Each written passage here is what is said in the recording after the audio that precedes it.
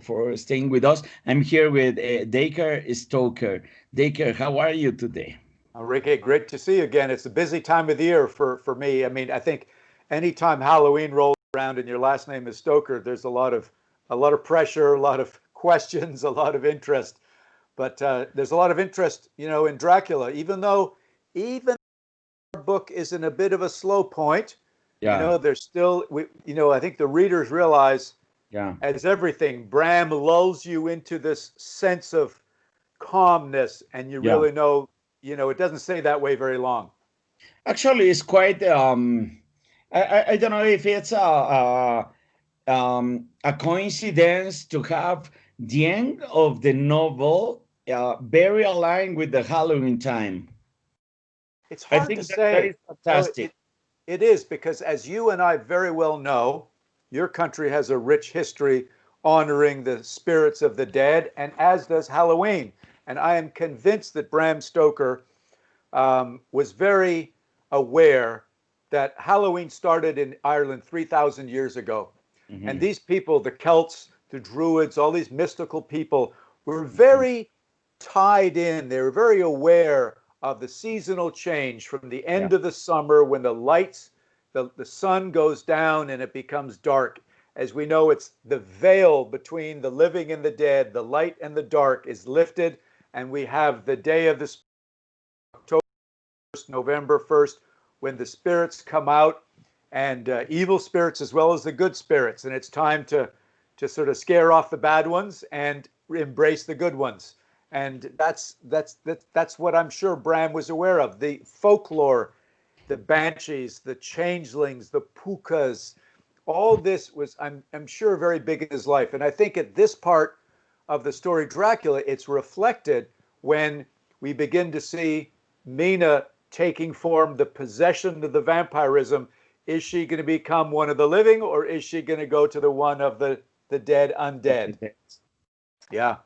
Okay, wonderful. Let me translate this and start talking about what happened last week. Bienvenidos, en nuestra semana número 25. Estoy con Dacre Stoker platicando ya de las últimas semanas. Nos quedan prácticamente 2 semanas para terminar el libro. Y justo Dacre me estaba diciendo que él tiene muy claro que Bram Stoker evidentemente sabía de las fechas, ¿no?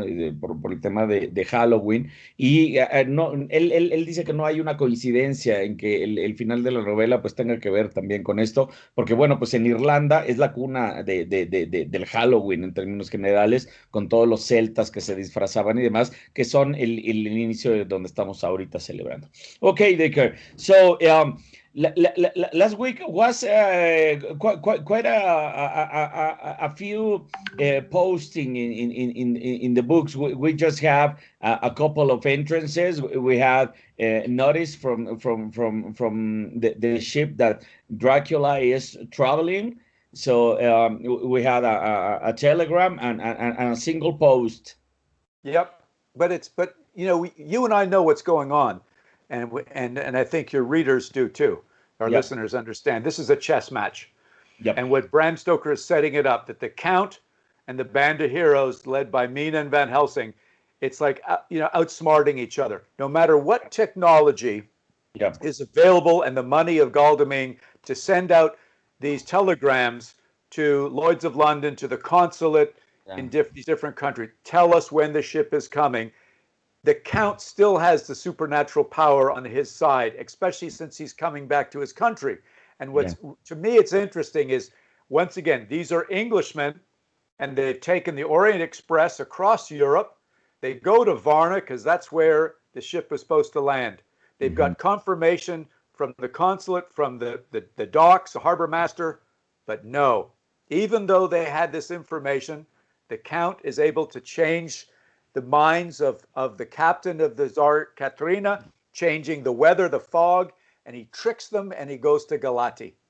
So, but this tells me, which I love to think of, you and I, who used the map that Bram used when you created Jonathan Harker's journey at the yeah, beginning of the story, yeah, Bram Stoker would have had to look at the same map and figured out where Varna, where Galati, is there a passage for a ship? Yes, there is. And then how do they get from Galati up to the mountains? So once again, we've got this incredible story that Bram is weaving because he has access to the maps to figure out this is a real possibility. That is what I really love about the novel, because it is so well um, uh, established in reality that you can get the actual pieces of evidence to trace the paths. As you well said, the map is very. I mean, that's a collector issue. Well, there's one more little cool thing too. You're right, that map is a collector issue, but here's something else that I know that Bram Stoker had access to. Yeah. My great-grandfather wrote in a book that Bram Stoker helped him publish, all about his adventures when he was in the Balkans. You know, he was the Irish military doctor on the side of the Turkish during the Turco-Russian War of the late of 1888. Yeah. And they had to travel, and he talks about going through the marshes of the Danube to Galati and Varna. Wow. So that book Bram helped his brother, my great-grandfather, write, I'm sure, was that little piece of interest and evidence of how to travel in that area. Wow, and definitely it's quite a place. You've been there so many times. Can you please tell us? Well, Yeah, I mean, we are entering the part of the novel where the our heroes are entering some of the territories you well known. well, why don't you translate what we just talked about, and then, because this will take a little while, my further adventure. So translate, and then we'll go on. Ok, aquí estamos hablando de un periodo muy interesante en la novela porque, bueno, precisamente como hemos estado platicando durante todo este tiempo, estas 25 semanas ya, lo que vemos es a un Bram Stoker que siempre fundamenta absolutamente todo en su relato. Entonces, en ese sentido, por ejemplo, estamos hablando ahorita del mapa, un mapa que además nosotros hemos escogido para hacer varios diseños, ¿no? Ahí en la tienda de Drácula, ¿no? Este mapa que es fundamental porque, bueno, precisamente era el mapa que consultó Bram Stoker y que precisamente logró trazar una ruta, ¿no? Una ruta real, una ruta creíble por donde tenían que llegar los héroes para el castillo. Entonces, justo es donde vamos a platicar en este momento, porque Dacre ha estado muchas veces en Transilvania y entonces seguramente nos tiene buenas historias. Ok, Dacre. So you and I have been there together, which we'll talk about in a few minutes. But on this one trip, I actually went with my son. Yeah. And we hired a guide because we wanted to travel the eastern side of the country from Galati all the way up to the Borgo Pass, to this area of the fictional castle Dracula. Mm-hmm. And Hans de Roos, the guy who actually deciphered the Dracula notes, that says he looked at the notes, the river Sereth, river Bistritza, connects here, lines of longitude and latitude, it's got to be here. Then you look at the book, and Bram actually mentioned this one of these lines of longitude and says, this is where the gypsies who've taken from the ship in Galati and is making their escape to get back to the castle, and the band of heroes are converging in 3 different groups to try to stop them. And this is where the convergent point is, very close to this volcanic mountain. So I had to go see this mountain. I wanted to see what the countryside looked like. And quite honestly, because the massive Carpathian Mountains is a big L shape, to the east of that is very flat, and it's plains. It's beautiful, water coming off the mountains, and you have very fertile valley for growing things. But it's boring from the standpoint of it's train ride, train tracks, and rivers that simply move up. But once you get to the top, maybe about 4 or 5 hours of driving, you get to the top where the mountains start again, and now it gets really cool and very exciting. And I'll just make my story fairly brief, but it is one of these adventure misadventure where the best laid plans kind of go a little crazy in Romania, because you've been there, you know this happens. But we only had one day to do what we want to do. The guide was available one day, my other friends one day. So all the eggs in one basket. And as we start off that day, There had been rain the day before, and it was cleared up a little bit, but there was still rain in the area, clouds in the area. We start off at 8 o'clock in the morning. We had our GPS, we had our maps, we had a compass. There was no trail. We just had to bushwhack.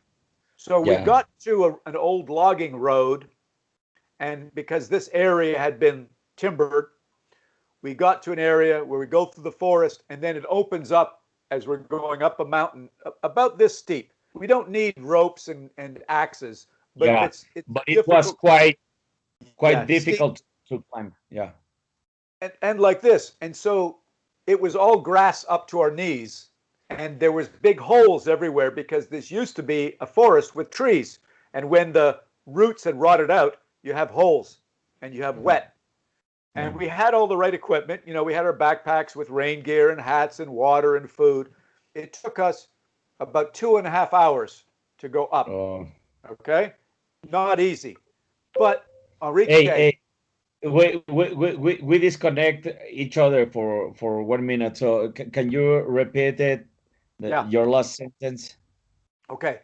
So it took us about 2.5 hours to get up this mountain. We had all the right equipment, we had the right clothing, but we were tired. We were stopping for water breaks. But let me tell you something. The feeling when we got to the top, and it looked to me like this massive stone face, like, you know, in Game of Thrones, you know, when you see the big ice castle, huge. Yeah. Because this was the caldera of an old volcano. Yeah. So we got up there, and it was like, relief, but it was cold and windy, and I had brought a Stoker family flag. We took some pictures, and then the fog started to roll in. So why don't you translate that part, then we get to the story when it's not so good. It's an amazing story. I want to know more. Aquí vemos, Dacre nos está contando precisamente en estos parajes de Transilvania. Dacre es un recurrente porque conoce muy bien la zona, ha ido varias ocasiones, y en esta ocasión un estudioso de Drácula, Hans de Rus, descubrió precisamente la locación exacta donde tenía que quedar el castillo de Drácula. Entonces, justo hablando de mapas y demás, fue localizado esta locación y Dacre ya fue a visitarlo. Entonces nos está contando precisamente cómo llegó allá, cómo tuvo que escalar, ¿no? Para llegar a esta zona, y que bueno, finalmente en la cima, ¿no? Es una cima que no perdamos de vista que era un volcán. Esta parte es importante, es un volcán, entonces tiene una vibra y una sensación sumamente muy particular. Entonces justo ahí estamos. Ok. So when we got to the very top and the fog started to come in, and we heard off in the distance some thunder. Yeah. And we realized, this is not so good. This is only maybe around 12 o'clock, middle of the day. And noon. At noon. But it was still, it was the fog and the clouds and the storm was rolling in. And I felt in a strange way very vulnerable, like Bram writes Jonathan Harker being vulnerable in an area, you know. So I made this decision that it was safer for the group of us. So it's my son, the guide, myself, and 3 other guys, that if we go back down the same way we came up, it's very difficult going back down slippery grass. And there was also these wooden stumps that were very sharp when it was cut off as a tree. And I said, guys, if we go down this way and one person slips and hurts themselves on this sharp stump, we're in trouble. Yeah. Big trouble. Yeah. So we better go the safe way. We looked at the map and we saw that there was a trail around the top of the volcano. Okay. Yeah. The other side, much longer, but safer. And we all agreed. So we started walking along here, and the fog got so dense, we couldn't see more than 20 feet in front of us. So we just kept going. Dracula's power. Exactly. Here's the fog again, you know? It's concealing, it's hiding the castle, it's hiding. So the feeling was, it was great. We got to the top, we left a message in a canister under some rocks, took some pictures, but now it begins, okay, it's maybe 1 or 2 o'clock. We keep going and we keep Wow. going and we keep going. We end up 6 hours now. We finally get to a dirt road on top of the mountain. And our guide used to be a weatherman that used to work up in a building way up, and he knew that there was another one up here. Okay. So he said, okay, we can go up to the weather station and seek shelter, or we can go down. We don't know how long it'll take, but it looks at least on the map, maybe 8 or 10 miles. Yeah. Wow. Now it's like sort of 5 o'clock in the afternoon. It's getting dark. It hasn't rained on us, but around us we hear thunder. And so we decide we better go to the weather station. Wow. So we're cold. We're okay with our clothes on. It's not dangerous, but it's uncomfortable. Yeah. And we get there, and it's a little bit funny because our guide, being a former weather station guy, is now a little bit embarrassed that he's got these tourists with him, and he has to go knock on the door, and the weatherman comes out, who doesn't see many people, and he starts saying, "You stupid fool, you've put these guys at trouble. Look at this. Come on inside. You've got to come inside and seek some shelter. For God's sake, he's like giving this guy a rough time." And the whole time we're wondering, are we going to stay here the night? What's this? Yeah. And so we're about to, like, what's our fate? And the guide comes out and says, "You're lucky, because sometime in the next hour, I'm expecting a friend of mine to come to deliver cigarettes and polinka." Wow. So we go in, we seek shelter. There's no blankets. We're just inside. And this guy drives up, which actually 2 men in a little Jeep. And he gets out and he has this polinka, cheese, pork fat, and cigarettes for the weatherman. And that's it. And the guy comes in, he goes, "Hey, what are you guys doing?" Like, all in Romanian, everything is translated. And he goes, "Yeah, I can help you. I think we can squeeze into my little Jeep. These are 6 people, but first we have to drink." Yeah, definitely. So long story short, we go in and we have to drink some polinka. Now, the 2 drivers in our party, the guide and my other friend, they won't drink anything because they're driving a car and they know it's illegal. So my son and myself and the other guy, we have to drink all the polinka, and we're getting a little bit drunk. And we're feeling not so good, but we have to. Otherwise, this guy won't drive us down. So after another hour of this, we all squeeze into this little Jeep. The little Jeep, yeah. And we're bumping on the road for 10 miles. And we're just like home, but I'm being polite and I'm talking along the way. And he found out who I am, and he's very proud. He's saving the Stoker relative. And I say, "Hey, what about the blue flame in the folklore?" Yeah, that's so important. And I ask him, well, I'm super uncomfortable, and I feel happy to ask him, but stupid. He goes, "Oh, I know the blue flames. It's the sulfur mine. Do you want to go there?" "Oh, yeah." So he turns around and he goes back up the mountain to the sulfur mine. And I'm thinking, Dacre, you stupid fool. You should have just been quiet and go home. But as it is, it's like, now we go visit the sulfur mine because the other guy in the car used to work there. And we get to the open pit sulfur mine. He takes out a hammer, opens up a rock. He pulls out his lighter and he touches, and the whole sulfur starts to burn blue. Oh, yeah. And he says, this is where the folklore must have started, because we got sulfur all over this mountains. And whenever there's a fire from lightning strikes or a forest fire, it burns the sulfur blue. Yeah. And I said, well, what about the treasure? He says, well, the sulfur is the treasure. Yeah. And also there's gold underneath the mountain too. So maybe the folklore is the sulfur itself or the gold. So luckily, after another hour at the sulfur mine, we're cold, wet, and hungry. He drives us back to our car and we go home safe. And that's how I discovered the top of the mountain. Wow, but you had a Jonathan Harker walk That's it. Exactly. I mean, it's the only way. I mean, if it would have been easy, it wouldn't have been genuine. So translate that, and then I want to ask you about your impressions of Castle Dracula, the actual Castle Dracula. Wonderful. Estamos hablando de una anécdota fantástica cuando Dacre está ya buscando el castillo Drácula en la real ubicación, porque no es lo mismo el castillo Bram.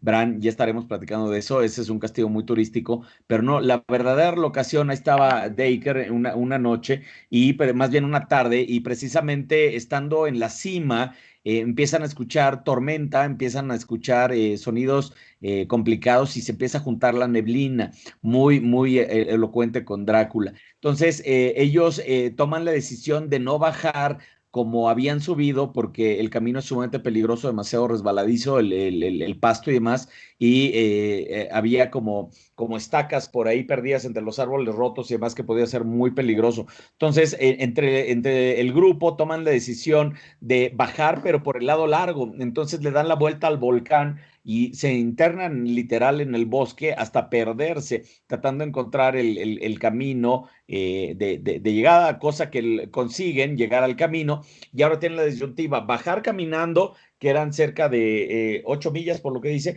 o subir un poco arriba a, un, a un refugio donde podían estar ahí un rato y tranquilizarse, porque además tenían ahí unos conocidos. Entonces toman la decisión de irse al refugio, y justo ahí corren con la suerte de que una de las personas que iba a ir al refugio llevaba un coche, entonces ellos los pudo bajar. Pero precisamente de camino hacia abajo, Dacre le pregunta acerca de las llamas azules, ¿no? Que aparecen, que además es bien importante, uno de estos relatos, que aparece la llama azul, y ahí abajo se supone que está guardado el tesoro, según el conde Drácula. Entonces, esta persona que venía manejando el jeep le dice: oye, yo te puedo llevar a la mina de sulfuro, porque acuérdense que es un volcán, entonces hay minas de sulfuro, y entonces le hace la demostración de cómo realmente el folclore sí existe, ¿no? Porque agarra una piedra, ¿no? Dentro de la mina, la parte a la mitad, una piedra de sulfuro, la prende con un encendedor y la llama azul se llena. Entonces, lo que dice Dacre es que, bueno, evidentemente todo lo que escribió Bram está basado en algún realismo, pero curiosamente esa leyenda probablemente haya aparecido por ahí, porque dicen que abajo de la mina de sulfuro, pues también está oro, hay minas de oro, lo cual, bueno, cerraría el ciclo de la superstición. Okay. So I'll just say this to wind my part of the story down. After this guy saved us, he became our friend. The next day, he invited us to go to his bed and breakfast, and he brought us also to go visit the man who is the whole man in charge of the whole Kalamani National Park. And I was so happy to meet these guys, to be saved. I said, I will come back someday with a plaque to put on this mount, on this, in this area, to show that this is a location from the Dracula notes that de Roos deciphered. This is where Bram Stoker, the castle, the fighting, with the gypsies, this area. And he said, okay, you come back, I'll designate a trail. So a year and a half later, this becomes a reality. And I'm not going to tell you the story now. I'm going to send you the actual trailer for the documentary that I actually had somebody filming coming back doing that, because we've been there and now there is a plaque. What I want to ask you about, Enrique, actually translate that, then I ask you your question about Bran Castle. Ok, bien importante, porque nos estaba platicando Dacre que justo cuando termina esa primera aventura, él hace una promesa de regresar, pero regresar con una placa, ¿no? Donde diga exactamente la locación y todos estos datos que Hans de Roos había encontrado. Y entonces justo un año después regresa él, y no regresa solo, sino que aparte regresa con un crew de un documental que precisamente filmaron toda esta situación. Entonces, hay un documental que precisamente ahorita voy a poner el tráiler, porque es un documental que acaba de estrenar Dacre de la semana pasada, o sea, es nuevecito, acaba de salir, y es precisamente esta aventura que nos está contando, ¿no? Cómo llegar a poner la placa en el lugar donde el conde Drácula pues tendría su castillo, ¿no? Ok. So we know there's no castle there, but we do know that you went to Transylvania with me. And you've heard me talk enough about the location of the castle. I want you to talk about the castle that Bram Stoker looked at in 2 books, Charles Bonner and Elizabeth Macchiarelli in the London Library. He looked at these castles, pictures of Bran Castle, and that helped him as he was writing Dracula and described Castle Dracula. So you're a scholar, you're an artist yourself. What were your impressions of this incredible, one of the biggest tourist attraction in Romania? It's in the province of Transylvania, Bran Castle. What did you think of the whole thing? And if you want, you could just speak you could talk in Spanish, so you don't have to translate English and back into Spanish. No, don't worry. I think what strikes me the most the first time I was at Castle Brand was a mixture of emotions, because as we've been talking about this all this time, Bram took the reference of the castle to build the image of the castle, and it's very nice because you can see it as an artist. I can see it, and I can imagine as Bram imagine it in his reading. So it was very beautiful to have it. But on the other side, I mean, it was kind of I don't know how to tell. So many tourists there, so many attraction, because I mean, it's a very attractive point for the Romanian government to have a tourism station there. So so many tourists go there, and I mean, it's good. But on the other point of view, it's kind of It's like Disney World. Yeah. Yeah, it's Yeah. like actually they were a plan to build a Draculand or whatever. And yes, very touristic and very commercial. May I say? Yeah, I guess, it's funny. Here's my question, because I've been lucky enough to be there when it's closed. Yeah, When I was there for the Airbnb event, and yeah, we got in there after hours. yeah, And it is such a different place when it's not jam-packed with people. yeah, And but so if you can imagine, and maybe you can show people some of your footage. I don't know if you got footage without thousands of people around you, but it really is a very interesting castle dating back to, I believe, the late 1300s when it was built, massively up upon this rock in between 2 mountains. And it's definitely. got beautiful, impressive Yeah, scenery because it goes so high. And the one thing I did learn, Enrique, since you and I have been there, there was what they used to call the secret entrance, which yeah. is not On the other a secret side. entrance, but the other side, it actually is an elevator that was built to bring supplies up, and they've since renovated it. And 2 years ago, it's Wow. now an experience. It's a ride. You go in, and as you go up, you see different amounts of history, like a moving history as you go up the elevator. So you Yeah, have to pay extra to get this experience, and I think it's 20 minutes or something. yeah. But it makes you're right. 750,000 people a year go, and when I've been there, sometimes if you don't go early in the morning, then it's squished with people, and it's not so much fun.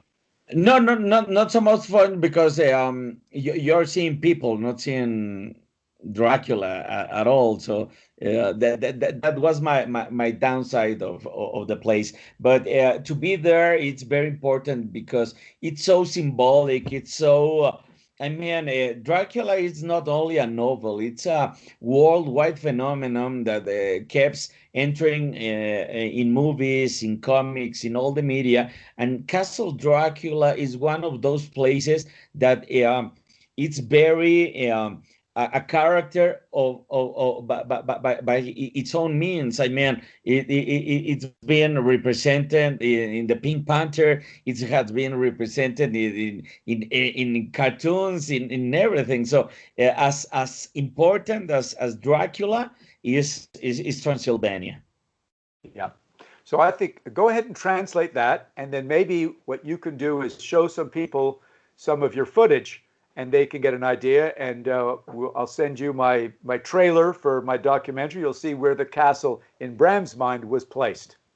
Wonderful. Let me translate this. Y básicamente lo que estamos platicando es, en alguna ocasión estuvimos en el castillo Drácula, en el comercial, en el turístico, en el castillo Bran, en el que se conoce como el castillo Drácula, tal cual. Y bueno, pues estamos platicando que, bueno, hay una mezcla de sensaciones al estar ahí, porque por un lado es un lugar, sobre todo hoy por hoy, lleno de turistas, ¿no? Que, bueno, pues hay mucha gente y como dice Dacre, si no llegas temprano, pues lo único que vas a ver es gente y eso la verdad es que no está padre. Pero por el otro lado, pues es un lugar lleno de simbolismo, es un lugar lleno pues de tradición, porque como le decía yo a Dacre, el mismo castillo Drácula es casi un personaje igual de importante que Drácula, ¿no? Que ha sido representado en todos lados.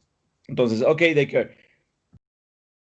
So I think we'll just leave people thinking about our castles and our experience. And Enrique, someday you've got to come back with me, and we've got to go up in these mountains, and we've got to maybe bring a group from Mexico, and we go hiking and we go see this incredible place, because it'll be fun. We definitely should manage to plan another trip in there, and that incredible experience you had. I mean, I told you before, it's like an Indiana Jones adventure, and a mixture with Jonathan Harker walk. Well, I will tell you this. I deliberately left this out until the end. The guy that didn't rescue us, but helped us. Yeah. When we went to his place the next day, beautiful bed and breakfast, he had this look on his face and said, guys, if you'd only come to me first, it's only about 2 hours to get to this spot from my place than the other way you went. So we looked at our guide and said, come on, man, you idiot. What did you do? And he said, I didn't know either. So there's a much easier way to get from civilization to Bram Stoker's the location of his fictional castle than the adventure we had. But I wouldn't want to change our Jonathan Harker, Indiana Jones experience for anything, because it's a great memory for life. Yeah, that's the whole trip. I mean, the adventure is the whole trip. It is. Okay, man. Translate, and then we'll say bye-bye for now. Justo nos está contando Dacre como un colofón muy interesante, ¿no? Porque dice que hay que regresar. Dice que al día siguiente regresó con la persona que los ayudó, que tenía un pequeño hotel, un bed and breakfast pequeño, y que le dijo, no, hombre, si ustedes se fueron a perder básicamente 6 horas, estamos aquí a 2 horas en una línea muy recta. Pero dice Dacre que, bueno, pues no cambiaría nada de su experiencia, porque, bueno, pues tiene mucho Indiana Jones, tiene mucho de Jonathan Harker, pues el haberse perdido, dice que no cambiaría absolutamente nada de esta experiencia. Dacre, it was quite an adventure. Thank you for sharing this one with us. Okay. Listen, you have a good week, and we'll see what happens to the band of heroes as they head up the same direction I went to. Okay, We're almost there. Almost there. All right. Bye-bye. Thank you. Bye-bye. That's it.